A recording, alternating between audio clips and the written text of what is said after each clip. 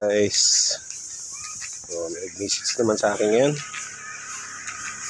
So, papacheck ng breaker ng aircon. So, napapadalas yung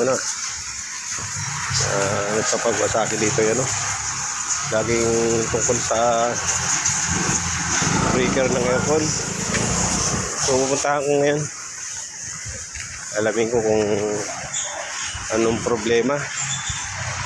Kung magpapakabit ba ng bago o ito problema naman yung breaker.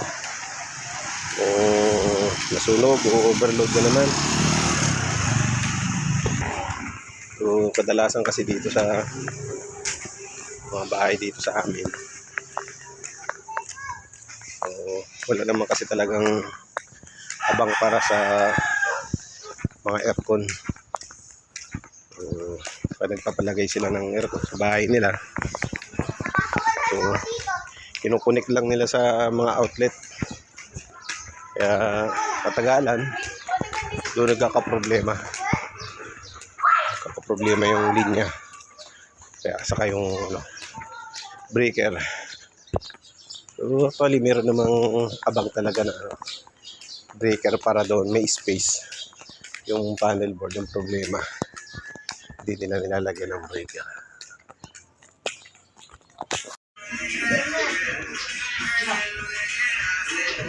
Exposed layout na naman, plastic molding lang. So nilalagay dito ng compressor sa labas.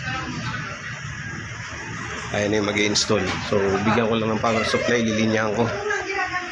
So bibili mo lang ako ng materials. Exposed lang molding.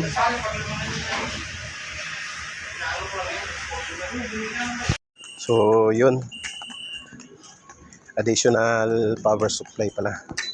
So maganda nito kasi lilinyahan ng bago yung aircon, lilinyahan ko ng bago din, bagong breaker din. So yun, bibili lang ako ng gamit, plastic molding, mga screw. So yan. Pero kayo plastic molding? Plastic molding. 3/4, magkano isang piraso?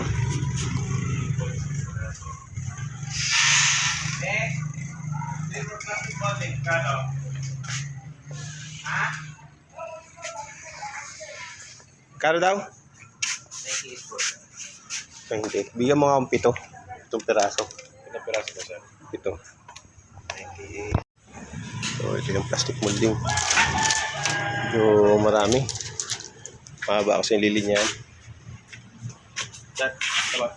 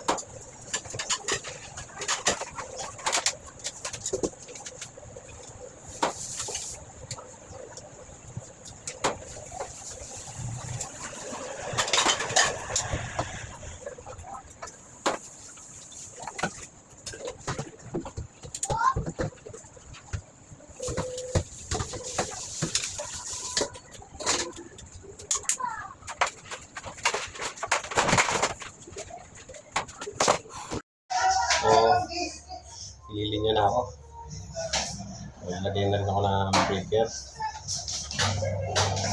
So, hindi na lang. Papasok doon sa loob.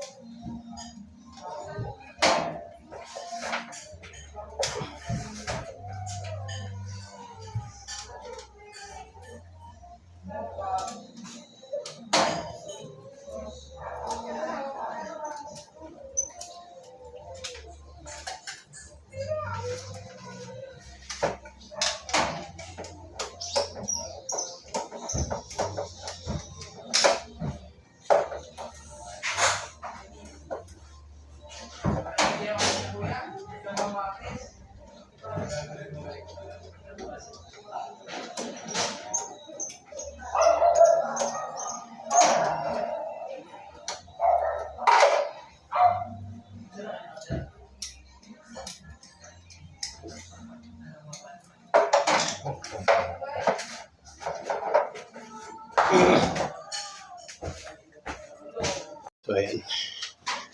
Kapit na rin yung breaker. Terminate na rin yung load side. Ito sa compressor. Ito yung supply ko sa taas. Yung black na wire. Yung natagalan mo. Kailangan sigurado tayo sa termination. So, ayan. Housing na lang niya. So, yun yung breaker na provide ng aircon supplier. Coated. Naabot na ng gabi.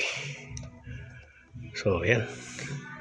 Hindi na natin na-videohan yung pag-terminate dito sa main. So, anong hirap. So, ito yung supply. Compressor. Ayan yung minolding ko. So, ito yung ginamit ko sa aircon. Dati siyang may load. So, nag-combine load ko na lang dito sa kabila kasi mababa naman. Para magamit dito para sa compressor ng aircon. So, ubos na. Testing. So, gamit tayo ng club meter. Ito yung pan-test para amperahin ng compressor. So, yan. Pa 0-0. So, ang baba. So, good na good siya. So, ang breaker natin ay 20 ampere. So, napakababa. Baba ng amperahe niya. So, goods na good siya.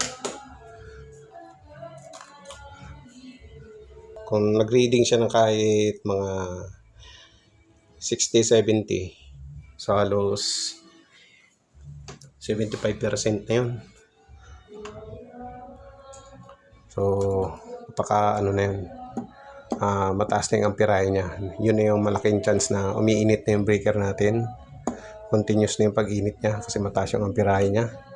Saka yung wire. So, yan ang baba. So, kagandahan kasi ng aircon. Mga na siya. Yung mga nauusong aircon yan. Converter.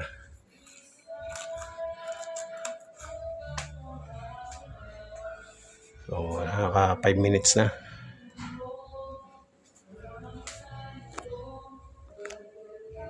Takpan ko na.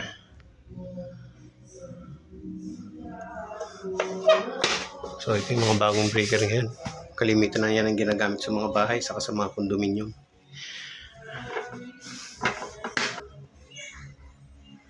So, ayun. Goods na. Bye-bye na.